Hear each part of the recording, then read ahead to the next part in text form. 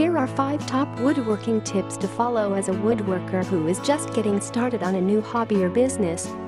Following these tips will give you a great foundation to get started. 1. Know your wood. There are many different types of wood with different characteristics. Knowing the different types of wood, how to care for and treat it, and how it will react in different environments is the first key essential of woodworking tips. Each type of wood will have a different moisture content.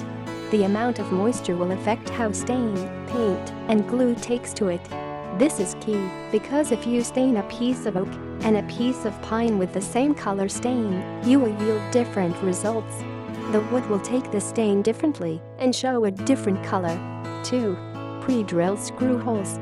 When using a screw to attach a piece of wood to a surface, pre-drilling the holes is a good idea.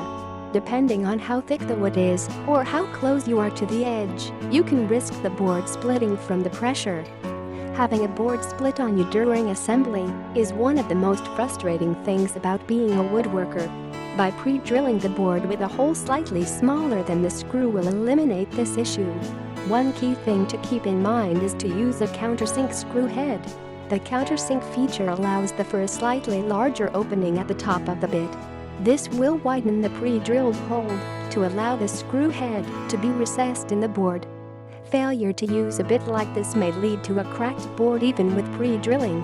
This bit will also give you the option to plug the hole to hide the screw head. 3. Use a stop block. The stop block is a quick way to make precise cuts on boards when you are cutting multiples of the same size. The stop block can be secured to a saw. Click the link in the description to read the original post.